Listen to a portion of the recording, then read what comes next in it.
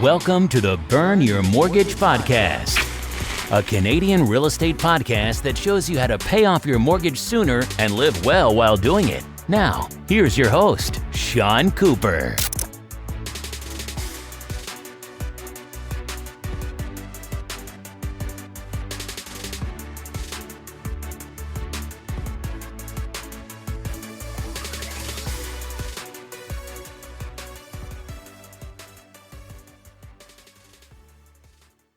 Welcome to the Burn Your Mortgage Podcast. I'm Sean Cooper, and it's great to be back for another episode. On today's show, I'll be talking to Janine Rogan. Janine is a passionate finance professional and CPA. She's the founder of JanineRogan.com and runs her own YouTube channel. Over the years, she has dedicated countless hours to sharing her knowledge through writing and speaking. And she's passionate about educating individuals and businesses about their money. Janine lives in Calgary, Alberta, giving back through a number of local and national organizations focusing on sustainability and women in business. As a woman in a male-dominated industry, Janine loves being involved with organizations that empower women to climb the corporate ladder through mentorship and sponsorship. In my interview with Janine, we discuss saving together for a down payment, separate versus joint bank accounts, and the pros and cons of shopping for a property with your partner. Without further ado, here's my interview with Janine Rogan. Hi, Janine. How are you doing today? I'm good. Great. It's wonderful to have you on the podcast. Yes, thanks so much for having me, Sean. Great. So, one of the most challenging parts about buying a home is coming up with the down payment. What tips do you have for couples trying to save together? I think one of the first tips I would have, whether you're in a relationship or not, is paying yourself first. And I think it becomes even more important when you're saving with your significant other. One of the best things that you can do as a couple is work towards that common goal of creating a large down payment. And this is going to be something that brings you closer together as a couple.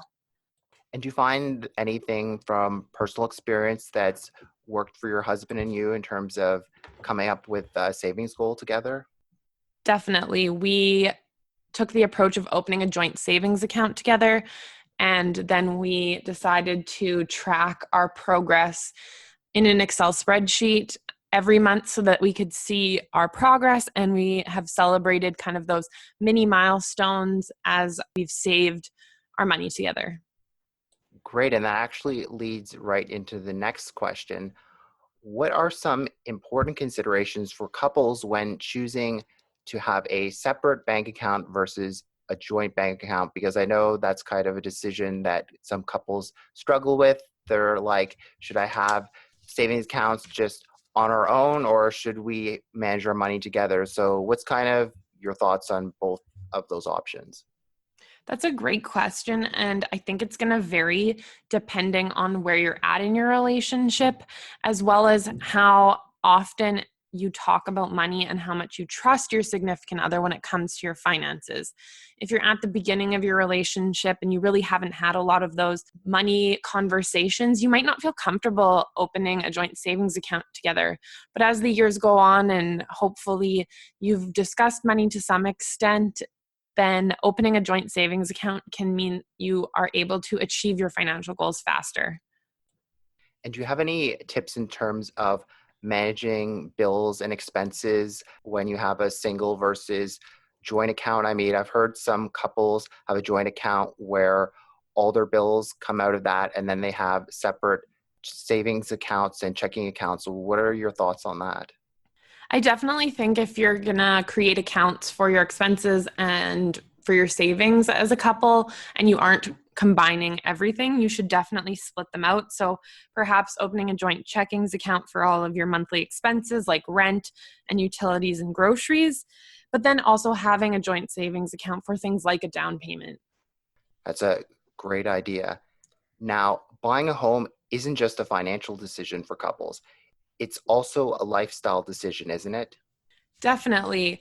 I think there is a point in time in couples' lives where renting may make sense, but as you start to move down the road into potentially getting married and having children, there is definitely a stability aspect of owning a home. There's also the ability to really start to own your home in terms of personalizing it and making it your own. And it feels a little bit more homey than perhaps just renting an apartment. It definitely, when you own a house, you could basically personalize almost everything. But when it comes to renting and even owning a condo, it can be a lot more restrictive. So I definitely enjoy the freedom that comes with home ownership. Yeah, and I think a lot of people definitely focus on some of those more emotional aspects when it comes to home ownership, which is definitely something that should be considered, as you should probably be looking at a big financial decision like this from all aspects. Yes, it's certainly not a decision based solely on dollars and cents. Yeah, definitely. Great. So buying a home can be overwhelming. I'm not going to lie. To narrow down your choices when house hunting, it helps to make a home buying wish list. At least I found that helpful for myself. Any tips for couples coming up with one together? Definitely. And I think this comes back to the basics of sharing finances with your significant other. And that's to be extremely open when it comes to the things that you want when you are purchasing a home.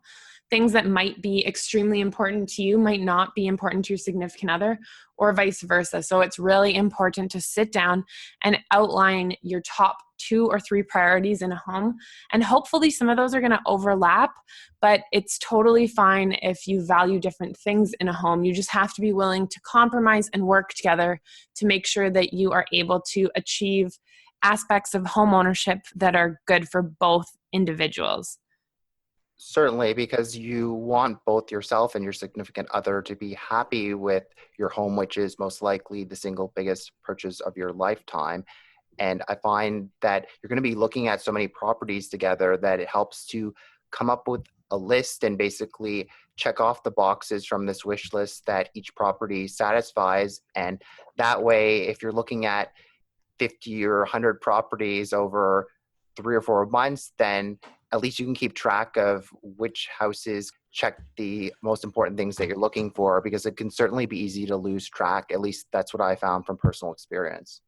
Definitely. And pictures online don't do it justice. So it's really good to keep track of those items in each home, whether that's in an Excel spreadsheet or in a little notebook, making your own chart. I definitely think keeping track of it is a great way to not get confused or forget things as you're looking at a number of different homes.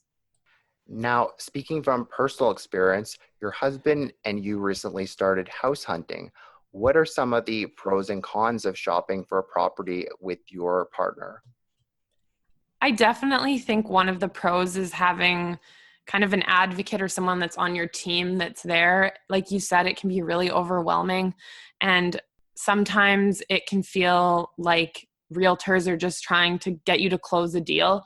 So having someone there that you're able to bounce ideas off of and make sure that you're staying on the same track is really something that is nice. In addition, I guess 4 eyes are better than 2 in a sense that you have double the people looking for things and making sure all those boxes are ticked, but also looking for defects in a home. When it comes to, looking at hundreds of homes, it can definitely be overwhelming. One of the cons, I guess, would not be agreeing on maybe the same location, or if it's closer to one person's work than the other, that could definitely be a challenge. I haven't really come across any cons yet, but my husband and I are very much on the same page. So I think we will be okay, but I could definitely see how there could be differing viewpoints and that could create some challenges when it comes to house hunting. And I'm curious, and this is kind of a point that I wanted to raise. I find that it's helpful if both partners bring a different skill set to the table. So perhaps somebody is strong with finances and the other person is a bit of a handyman or handy woman. I'm just curious, do your husband and you bring different skill sets to the table that you can kind of complement each other in that way? Unfortunately, no, we're both accountants. So we both just bring strong financials to the table. But that's why I think it's really important to maybe get your parents involved if one of them is more handy, or a friend. We have one of our girlfriends' dads works for a construction company. So if we're looking at a builder, we would run that by him. In addition, getting a home inspection is something that is so important, especially when you're not an expert in the area. But yeah, I mean, it would be really helpful if one of us was handy, but neither of us are. But at least you're both financially savvy. It's better than having nobody that's financially savvy. This is true. Great. So money is often the cause of arguments between couples. If you're coming into a relationship with substantial assets, but your partner is a lot in debt or vice versa, any suggestions on how to avoid resentment later on in the relationship? Definitely. I think if there is a big difference in the assets between two partners, there is always the option of having a prenuptial agreement that a lot of people don't want to do. But I guess if there are substantial assets, that can be something that you look towards. Where my husband and I kind of came into it, we did have a little bit of a difference in assets versus debt. It wasn't huge, but we focused on the fact that we're going to be spending the rest of our lives together. And so all of our money and all of our debt would be considered ours, as opposed to his or hers, or one spouse's versus the others. So I think really shifting your mindset is important. But I also think that making sure you're contributing to both people's savings accounts is a really great idea, so that there's no contention that you're focusing on one person's savings and not the other. So those, I guess, would be some tips that I would definitely use when combining finances and moving forward in your relationship. But if those don't work and you do have that substantial difference, again, a prenuptial agreement can be something that will work for a couple. I'm just curious, when do you find is a good time to start talking about money and relationship? Now, I understand that each relationship is different, but perhaps by the third date, or what do you think is good in terms of timing to bring up money? Well, I'm an accountant and a personal finance blogger, so I'd like to joke that date one would be appropriate, but obviously that's probably not the case. You don't want to scare someone off on date one being like, give me a list of all your assets and debts. But yeah, by a couple of dates, I think you should start to be able to get an idea of what their financial situation is. I think as well, it's 2018, so having a partner that's open to, splitting the bill and, not making one individual always pay, I think is important. But then, a couple of months into the relationship, I always suggest that couples try to save up for something small together. So my husband and I think about 6 months into our relationship, saved up for a KitchenAid mixer together. We were both still students, so it seemed like a large purchase together, but it really allowed us to kind of work together towards a small financial goal. And then from there, at about a year, you're probably going to want to be starting to save up for maybe a larger expense, such as a trip. And then from there, just continuing those conversations and making sure that you continue to have them and are open about your finances moving forward. That's great advice. Now, what do couples need to consider when deciding how much is necessary for a home maintenance fund? Because I find that repairs and maintenance is something that a lot of people gloss over when purchasing a property, but I can tell you firsthand, I've spent thousands of dollars on my house when it was in so-called great condition, according to the home inspector. So what advice do you have in terms of coming up with a home maintenance fund? I think age of the home is definitely something to consider. So if you are buying an older property, you're probably going to want to save up more when it comes to a maintenance fund. In addition, if you're buying a condo, for example, you would definitely want to look at the reserve fund study and make sure that the reserve fund that the condo board is managing is in a good position so that you don't have any special assessments come your way. But if you do notice something that you think needs to be fixed and it's not on the reserve fund study, you might want to start saving up for that. But I think typically the general rule of thumb is about 1% of the home's cost is what people should focus on having in that maintenance fund. I mean, me personally, looking at my own property, I like to keep an eye on the big ticket items. So things like the roof, the furnace, the windows. I'm not a handy person myself, but I kind of look at them and think, what is the estimated life on those and then have separate savings for when those need to get replaced. So maybe that's a bit overboard, but I find that works for me because certainly to replace a roof can cost thousands of dollars. And if your roof gets destroyed by a windstorm and suddenly you have to replace it the next day, then it's better to have that money set aside than having to go into credit card debt, I find. Definitely. And again, I think that comes back to, focusing on the useful life. That's such an accounting term, but of something like a roof or your windows. So if you know that a roof is only going to last 25 years and it's been 10, you're probably going to need to start saving over the next 15 years for the cost of a roof. So breaking it up into small bite-sized chunks every year, as opposed to shelling out tens of thousands of dollars, definitely makes it more digestible. Totally. Life is all about balance. You don't want to be too focused on one thing and miss out on all the fun things in life. How can couples balance other financial priorities, such as starting a family and saving for retirement, along with home ownership? In today's climate, it can definitely be difficult, especially in cities where we're seeing astronomical housing prices and wages that are stagnant. But I think not rushing in to something like home ownership is definitely beneficial. So if it takes you an extra year to save up a little bit more on your down payment, and that means that you aren't going to be house poor, I think that that's a fantastic route to go down, because while you may not enjoy renting, maybe you don't have good landlords or you don't really love the condo you're living in, being able to still afford, a vacation every year, or your retirement contributions, or birthday parties for your children is going to be something that is important as you continue to grow in your relationship and move on with your life. So I think people like to rush into things sometimes, but sometimes taking a step back and giving yourself a couple extra months or maybe even a couple extra years is really beneficial when it comes to balance. Totally. I don't think your significant other will like you very much if you're house rich and cash poor and never able to afford to take a vacation. So certainly I'm all about balance. Definitely. 100% agree. Vacation. Everyone needs a vacation. Yeah, not just a staycation. Sometimes it's nice to just get away and recharge, because you could certainly get burned out if you're 100% focused on those financial goals all the time and you never have any fun. Yeah, I would definitely agree with that.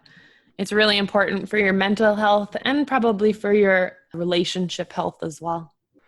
Great. So Janine, it's been wonderful having you on the show. Before I let you go, is there anything of interest that you're working on that you'd like to share with our listeners? Absolutely. You can check out my website and subscribe for my newsletter at janinerogan.com. And in addition to this, I'm really focused this year on growing my YouTube channel and making great financial content available for more of an auditory and visual audience. So I would love if you subscribe to my YouTube channel. It's youtube.com/C/Janine Rogan. Awesome. And I've watched some of the videos myself, and I especially enjoyed the videos with your husband and you. So be sure to check out Janine's YouTube channel. It has some great content for couples and to do with money as well. Thanks so much for having me, Sean. Thanks for listening to another episode of the Burn Your Mortgage podcast. Besides being a podcast host and money coach, I'm also a licensed mortgage broker. If you or anyone you know, family, friends, coworkers, or neighbors could ever use any unbiased mortgage advice or a second opinion, feel free to reach out. You can reach me by email at seancooperwriter@gmail.com, or you can call or text me at 647-867-3711. Also, be sure to head on over to www.seancooperwriter.com and sign up for my free weekly newsletter. As a small token of my appreciation, you'll be able to download my ultimate mortgage checklist on choosing the perfect mortgage. You can also sign up for a free one-on-one 15-minute money coaching consultation with yours truly. I look forward to hearing from you and helping you burn your mortgage sooner too. Once again, thanks for listening. You've been listening to the Burn Your Mortgage podcast. Don't forget to subscribe on iTunes and leave a rating. Until next time, happy mortgage burning.